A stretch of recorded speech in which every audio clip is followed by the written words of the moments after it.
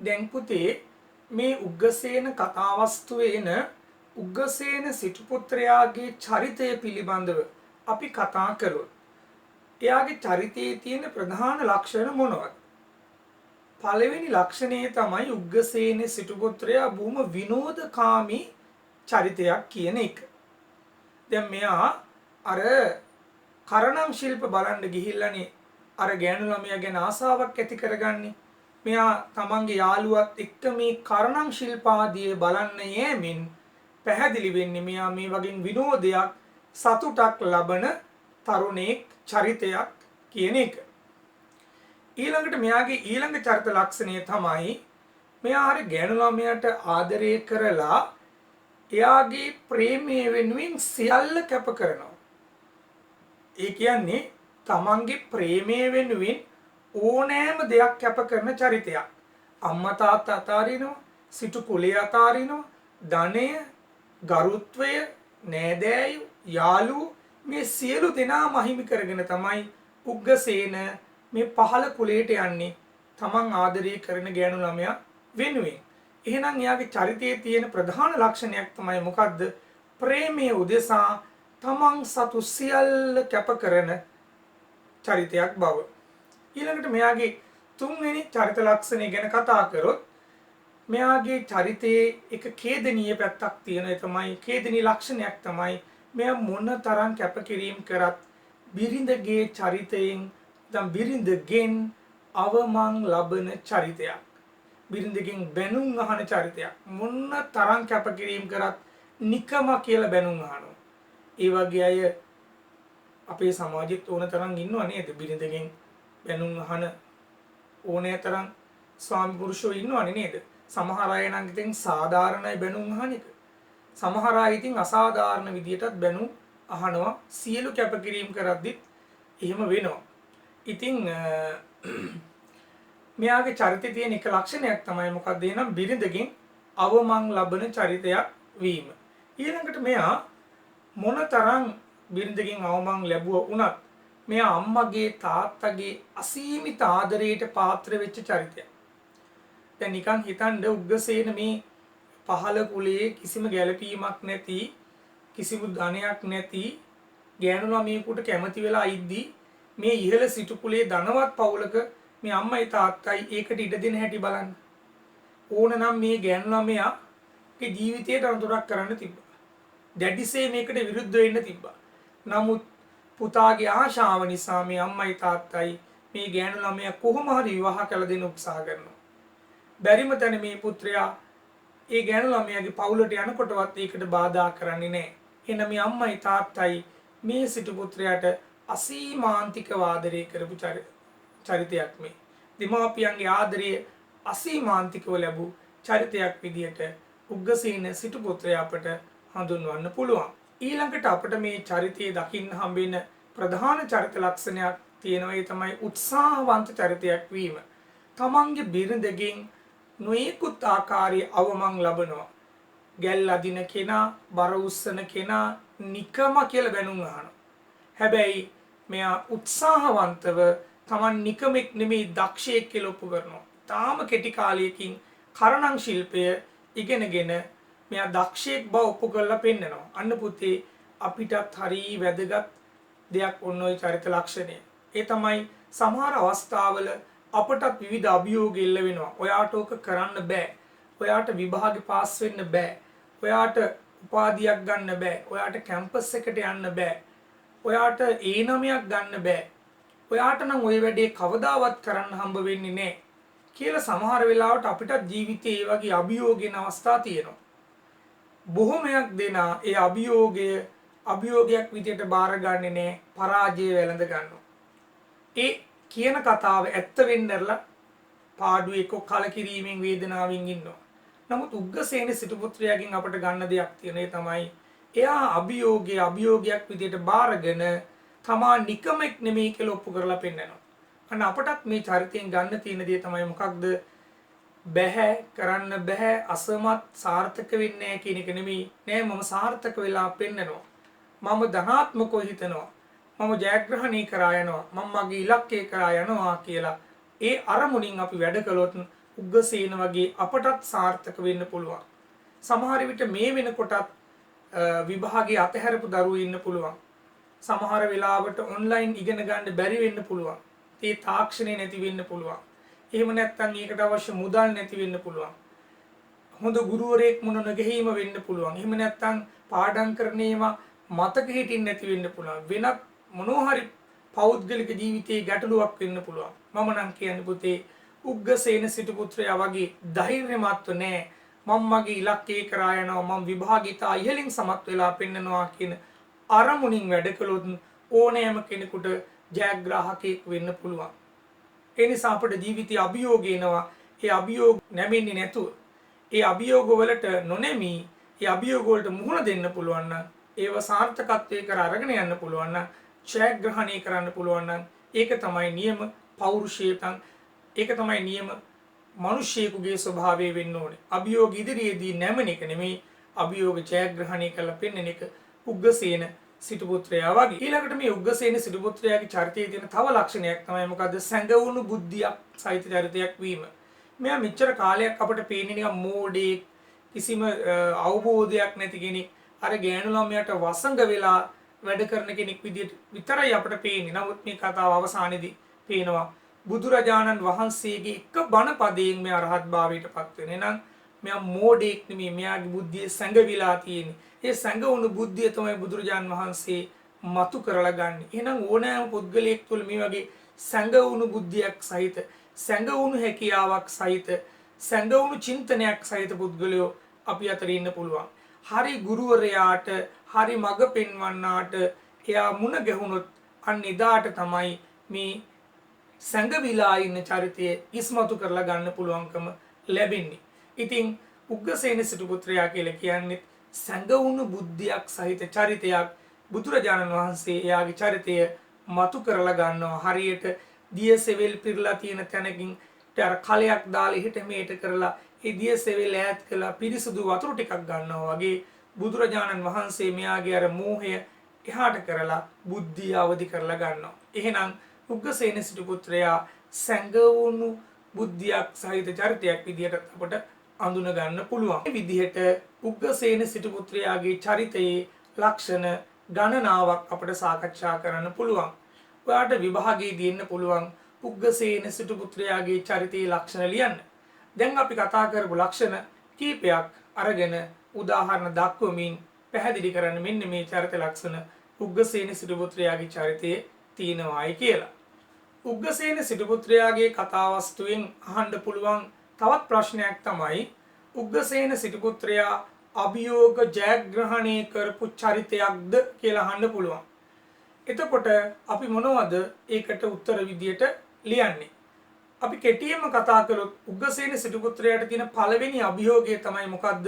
එයා ආදරය කරන ගෑනු ළමයාව විවාහ කරගන්න එක. මේක ලොකු අභියෝගයක්. එයා ඉහළ සිටු කුලේ, මෙයා පහළ කුලයක කෙනෙක්. නමුත් එයා ඒක තාම සාර්ථකව ජයග්‍රහණය කරනවා. හැබැයි ඒ සඳහා එයාට ලොකු අරගලයක් කරන්න සිද්ධ වෙනවා. මොකද්ද? නොකා නොබී ඇදට වෙලා ඉන්න වෙනවා. ඒ ගෑනු ළමයා හම්බුනේ නැතුනොත් මැරෙනවයි කියලා කියන්න වෙනවා. දෙමාපියන්ට බලපෑම් කරන්න වෙනවා. අවසානයේ සිටු කුලයේ, සිටු පවුල, නෑදෑයෝ, හිත මිත්‍රයෝ, අම්මා තාත්තා ධනෙ මේ සියල්ල අතහැරලා යන්න සිද්ධ වෙනවා මේ ගෑනු ළමයා ලබා ගන්න. හැබැයි ඔහුගේ අරමුණ, අභියෝගය මේ කැපකිරීම මැද්දේ ජයග්‍රහණය කරනවා. එහෙනම් සිටු පුත්‍රයා තමන්ගේ පළවෙනි අභියෝගය වෙච්ච ඒ ගෑනු ළමයා විවාහ කරගන්න එක සාර්ථකව සිද්ධ කරනවා. ඊළඟට මෙයාගේ ජීවිතයේ තව අභියෝගයක් තමයි මොකක්ද? එයාගේ බිරිඳ මෙයාට අපහාස කරද්දී නිකමෙක් කියලා, තමන් නිකමෙක් නෙමෙයි කියලා ඔප්පු කරන ඊළඟ අභියෝගය. ඒ සඳහා ඔහු තාම මහන්සි වෙලා, කැප වෙලා, කෙටි කාලයකින් දක්ෂ කරණන් ශිල්පියෙක් බවට පත් වෙනවා. පත් වෙලා ඔහු පෙන්නනවා මම නිකමෙක් නෙමෙයි කියන අභියෝගය ඔහු බාරගෙන එක සාර්ථක කරගන්නවා. එහෙනම් ඔහුගේ ජීවිතේ තවත් අභියෝගයක් ජයග්‍රහණය කරපු හැටි ඒකෙන් පැහැදිලි වෙනවා. තුන්වෙනි කාරණාව තමයි අපි කාටත් තියෙන අභියෝගයක් උග්ගසේන ජයග්‍රහණය කරනවා. ඒ තමයි මේ සසර ගමන කෙටි කරගන්න එක. මේ සසරින් මිදෙන එක. උග්ගසේන බුදුරජාණන් වහන්සේගේ එක් බණ පදයක් අසා රහත් භාවයට පත්වීමෙන් තමන්ගේ ජීවිතයේ තියෙන ප්‍රධානම අභියෝගය තමයි සසර ගමනේ නවත්තන එක. ඔහු අන්න ඒක සිද්ධ කරලා ජීවිතයේ අභියෝගය ජයග්‍රහණය කරනවා. ඒ නිසා අපිට කියන්න පුළුවන් උග්ගසේන තමන්ගේ ජීවිතයේ තියෙන සියලු අභියෝග ජයග්‍රහණය කරපු චරිතයක් කියලා. ඉතින් ඔයා මේ අවස්ථා තුන දානකොට ඒකට අදාළ උද්දෘත පාඩ දාලා විස්තර කරන්න ඕනේ. මෙන්න මේ අවස්ථාවේ මෙයාට තියෙන අභියෝගය මේකයි. මෙන්න එයා ඒක ජයග්‍රහණය කරපු ආකාරය කියලා. මේ විදිහට ඒ අවස්ථා තුන පැහැදිලි කරලා අවසානයේදී පෙන්වන්න ඕනේ උග්ගසේන සිටු පුත්‍රයා තමන්ගේ ජීවිතයේ සියලු අභියෝග ඉතාම සාර්ථකව ජයග්‍රහණය කරපු චරිතයක් කියලා. හොඳයි පුතේ. අපි ඊළඟට කතා කරන්න යන්නේ ඔයාට විභාගයේදී එන්න පුළුවන් තවත් ප්‍රශ්නයක් ගැන. ඒ තමයි මේ උග්ගසේන කතාවස්තුව ඇසුරින් ධර්මසේන හිමියන්ගේ රචනා උපක්‍රම නැත්නම් කතා ශෛලිය කොයි වගේද කියලා ඔයාලට අහන්න පුළුවන්. ඔයාලගෙන් අහන්න පුළුවන්. අන්න ඒ වගේ වෙලාවට කොහොමද අපි මේ ප්‍රශ්නෙට නිවැරදිව පිළිතුරු ලබා දෙන්නේ?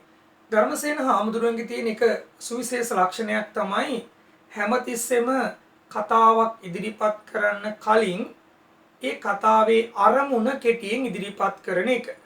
මේ කතාවෙත් අපට ඒ අරමුණ දකින්න හම්බ වෙනවා. දැන් ඔයාට ඔයාගේ තිරයේ අන්නේ අරමුණ පැහැදිලිව දක්වලා තියෙනවා. එහෙනම් ධර්මසේන හාමුදුරුවන්ගේ කතා කලාවේ තියෙන එක සුවිශේෂ ලක්ෂණයක් මේකෙන් හම්බ වෙනවා. මොකද්ද? අරමුණ කෙටියෙන් ඉදිරිපත් කිරීම කියන එක. ඊළඟට ධර්මසේන හාමුදුරුවෝගේ කතා කලාවේ තව ලක්ෂණයක් තමයි ප්‍රධාන උපදේශයට අමතරව අතුරු උපදේශ ලබා දීම. දැන් මේ කතාවෙත් අපිට මේ වගේ අතුරු උපදේශක් ලබා දෙනවා. මේකේ ලබා දෙන අතුරු උපදේශය තමයි මේ සිත තබා අනුන්ට හෙලා පිරේලා කීමෙන් දුරු විය යුතුයි කියන එක. ඒ කියන්නේ අනුන්ට අපහාසාත්මකව කතා කරන එකෙන් අනුන්ට ලැජ්ජාවක් ඇති වෙන විදිහට කතා කරන එකෙන් ඈත් වෙන්න කියලා අතුරු උපදේශයක් අපට ධර්මසේන හාමුදුරුවෝ ලබා දෙනවා. ඒකත් උන්වහන්සේගේ කතා කලාවේ රචනා ශෛලියේ සුවිශේෂ ලක්ෂණයක්. ඊළඟට ධර්මසේන හාමුදුරුවන්ගේ කතා කලාවේ තුන්වෙනි ලක්ෂණය වෙන්නේ මොකක්ද? කතාන්දර ශෛලිය අනුගමනය කිරීම. කතන්දරයක් ලස්සන්ට ඔන්න එකෝමත් එක රටක කියලා එහෙම කතාව පටන් ගන්න පිළිවෙලට යනවා වගේ මේකෙත් කතාව ගලාගෙන යනවා. මොකද්ද? එක් දවසක් කඹේ නටනෙකුගේ දුවක් ආදී වශයෙන් කතාව කතන්දර ශෛලියෙන් ඉදිරියට අරන් යනවා. සරල තැන ඉඳලා ගැඹුරු තැන දක්වා ගැඹුරු ධර්ම කාරණාව දක්වා අරන් යන මේ ශෛලියට අපි කියන්නේ කතන්දර ශෛලිය. එහෙනම් ධර්මසේන හාමුදුරුවෝ තමන්ගේ කතා වස්තුව තුළ කතන්දර ශෛලිය අනුගමනය කරලා තියෙනවා. ඊළඟ ලක්ෂණය තමයි උපමා භාවිතය. මේ කතා වස්තුවේ අපූර්ව උපමා කීපයක්ම භාවිතා කරනවා. පැසුණු ගොයම් මුල් වූ වාසේ කියලා කියනවා. තමන්ගේ අරමුණ මුදුන්පත් වෙන්න තියෙනකො ඉෂ්ට වෙන්න තියෙනකොට මේක විනාශ වෙලා යනවා. පැහිගෙන එන ගොයම විනාශ වෙනවා වගේ. ඊළඟට උග්ගසේන සිටු පුත්‍රයා අර රියන් ඇටක් උඩ උණ දණ්ඩේ කරකැවෙන්නේ කොහොමද? පෙත්තක් මෙන්ස සෑරීලා පෙත්තක් වගේ කරකැවිලා කියලා ලස්සනට ඒ උපමාව ඉදිරිපත් කරනවා. ඊළඟට මේක කියන අවකප්පණයෙන් සෑදූ අසුරයන්ල්වා ඇදී ඇදිසේ දුවන්නාසේ. අවකප්පණේ වැරදි විදිහට දැම්මට පස්සේ නැත්තම් සෑදලේ වැරදි විදිහට දැම්මහම දෙන අන වැරදියට තමයි ක්‍රියාත්මක කරන්නේ අස්වැයා. අන්න ඒ වගේ උග්ගසේන සිටු පුත්‍රයාගේ බිරිඳත් ඔහු බලාපොරොත්තු වුණාට වඩා වෙනස් ප්‍රතිවිරුද්ධ දෙයක් තමයි සිද්ධ කරන්නේ. ඒක ලස්සන උපමාවක්. ඊළඟට කියනවා කරග රහත් වන්නාසේ කියලා. දැලිපී අගින් රහත් වෙනවා වගේ කියලා. දැන් වෙන අයට නම් දැලිපී අගින් හිස රැවුල් බාලා තමයි රහත් වෙන්න ඕනේ. මෙයාට එහෙම නෑ. ඒක පෙන්වන්නේ කරග රහත් වන්නාසේ කියලා. ආයි තව දෙනක ධර්මසේන හාමුදුරුවෝ කියනවා සැට වයස්ගේ මහතෙර කෙනෙකුන් වහන්සේ මෙන් කියලා. බොහෝම සංසුන්ව තැම්පත් වෙන උග්ගසේන ධර්මසේන හාමුදුරුවෝ උපමා කරන්නේ අවුරුදු 60ක් විතර වයස වෙච්ච මහන් භික්ෂුන් වහන්සේ නමක් එමින් එනවා වගේ කියලා බොහොම සංසුන් වෙන උග්ගසේනව වර්ණනා කරනවා. මේ වගේ ලස්සන උපමා කීපයක්ම ධර්මසේන හාමුදුරුවෝ තමන්ගේ කතා වස්තුව තුළ අන්තර්ගත කරලා තියෙනවා. ඊළඟට මේකේ තියෙන තවත් ලක්ෂණයක් තමයි මේ සජීවී ලෙස නාට්‍යමය ආකාරයෙන් අවස්ථා ඉදිරිපත් කරලා තියෙන එක. දැන් බලන්න උග්ගසේන සිටු පුත්‍රයා අර ගෑනු ළමයාව ප්‍රාර්ථනා කරමින් නොකානොබී ඇඳගෙන නැගලා ඉන්න විදිය, අම්මා තාත්තත් එක්ක කතා බහ කරන විදිය නාට්‍යයක ආකාරයෙන්, පාඨකයාගේ හිතේ මැවී යන ආකාරයෙන්, චිත්ත රූප මැවී යන ආකාරයෙන් නාට්‍යානුසාරීව ධර්මසේන හාමුදුරුවෝ ඉදිරිපත් කරනවා. ඊට උග්ගසේන සහ එයාගේ බිරිඳ අතර ඇති වෙන සංවාදය බලන්න. ඒකත් බොහොම නාට්‍යයක් වගේ තාම සජීවීව පාඨකයාගේ මනසේ මවනවා. බුදුරජාණන් වහන්සේ සහ උග්ගසේන අතර ඇති වෙන කතා බහ. ඒ වගේම උග්ගසේන කලකිරීමෙන් අර උණ දඬු උඩට වෙලා ඉන්න හැටි ඊටාම සජීවීව නාට්‍යානුසාරයෙන් ධර්මසේන හාමුදුරු ඉදිරිපත් කළා තියෙනවා. එහෙනම් ධර්මසේන හාමුදුරුවන්ගේ තවත් සුවිශේෂ ලක්ෂණයක් තමයි මොකද්ද? සජීවී හා නාට්‍යමය ලෙස අවස්ථා සිද්ධි නිරූපණය කිරීම. ඊළඟට ධර්මසේන හාමුදුරුවෝ තවත් අපූර්ව උපක්‍රමයක් භාවිතා කරන මේ ගැමි කතාවක් බව අපට ඔප්පු කරන්න ගැමි වචන ගණනාවක් මේ කතා වස්තුව ඇතුලේ අන්තර්ගත කරලා තියෙනවා. ඒ ගැමි වචන වලින් ටිකක් ඔබට දැන් දැක ගන්න පුළුවන්කම ලැබෙනවා. ඊළඟට ධර්මසේන හාමුදුරුවෝ තමන් වහන්සේගේ භාෂාව හසුරුවාදී අනුප්‍රාසාත්මක වදන් භාවිතා කරනවා. අනුප්‍රාසය කියන්නේ පුතේ එක වගේ වචන එක ළඟ යොදා ගැනීමෙන් ශබ්දමය රසයක් ඇති කරන එක. දැන් ඔයාලට බලා ගන්න පුළුවන් ඒ අනුප්‍රාසාත්මක වචන මොනවද කියලා. ඊළඟට ධර්මසේන හාමුදුරුවන්ගේ කතා කලාවේ 8 වෙනි ලක්ෂණය විදිහට අපි දක්වන්නේ උන්වහන්සේ මේ කතාවේ විශ්වාසනීය බව තහවුරු කරගන්න කතාවේ අතරමැදට ගාථා පාඨ එකතු කරලා තියෙනවා. එතකොට අපිට මේක දැනෙනවා මේ බුද්ධ කාලේ වෙච්ච දෙයක්. බුදුහාමුදුරුවෝම මේක කියන්න ඇති කියන එක අපිට තහවුරු වෙනවා මේ ගාථා පාඨය යොදා ගැනීමෙන්. ඉංගපස්ස නටපුත්ත උග්ගසේන මහබ්බල ආදී වශයෙන් යොදා ගන්න ගාථා පාඨ මේ කතාවේ තියෙන තවත් රචනා උපක්‍රමයක් විදියට අපිට දකින්න පුළුවන්. ඊළඟට මේකේ 9 වෙනි ලක්ෂණයේ විදියට අපිට ගන්න පුළුවන් මිශ්‍ර සිංහල භාෂා රටාවක් යොදා ගැනීම. කියන්නේ පාලි සංස්කෘත වලින් කලවම් වෙච්ච භාෂාවක් තමයි ධර්මසේන හාමුදුරුවෝ මේකේ ඇතැම් තැනක යොදාගෙන තියෙන්නේ. ධර්මසේන හාමුදුරුවන්ගේ කතා කලාවේ තවත් සුවිශේෂ ලක්ෂණයක් විදිහට අපිට දකින්න පුළුවන් මේකේ යොදාගෙන සංවාද. උග්ගසේන සහ බිරිඳ අතර, ඒ වගේම බුදුරජාන් වහන්සේ සහ උග්ගසේන අතර ආදී වශයෙන් සිද්ධ වෙන මේ සංවාද තුලින් කතාවේ නාට්‍යමය බව වර්ධනය කළා, සජීවී බව වර්ධනය කරන්න, ඒකාකාරී බව දුරු කරන්න, කතාව රසවත් කරන්න හේතු වෙලා තියෙනවා මේ සංවාද යොදා ගැනීම. මෙන්න මේ විදිහට ධර්මසේන හාමුදුරුවන්ගේ කතා කලාවේ ලක්ෂණ 10ක් අපට උග්ගසේන කතා වස්තුවේ දැක ගන්න පුළුවන්. ඉතින් ඔයාලට විභාගෙදී ආවොත් ධර්මසේන හාමුදුරුවන්ගේ රචනා ශෛලිය, නැත්නම් රචනා උපක්‍රම, එහෙම නැත්නම් මේ කතා වස්තුව තුළදී උන්වහන්සේ අනුගමනය කරපු ආකාරය, මෙන්න මේවට භාෂා ලක්ෂණ ඇහුවොත් මෙන්න මේ අවස්ථාවලින් කීපයක් අරගෙන ඔයාලට උත්තරය සකස් කරගන්න පුළුවන්කම ලැබෙනවා. ඉතින් මෙන්න මේ විදිහට උග්ගසේන සිටු පුත්‍රයාගේ කතා වස්තුවත් ඒ කතා වස්තුවට අදාළව අහන්න පුළුවන් විචාර ප්‍රශ්න සම්බන්ධයෙන් අපිට සාකච්ඡා කරන්න පුළුවන්. ඉතින් මේ වගේ තවත් පාඩමකින් අපි ඊළඟ වැඩසටහනකදී හමු වෙමු. එතෙක් ඔබෙන් සමු ගන්නවා. ආයුබෝවන්.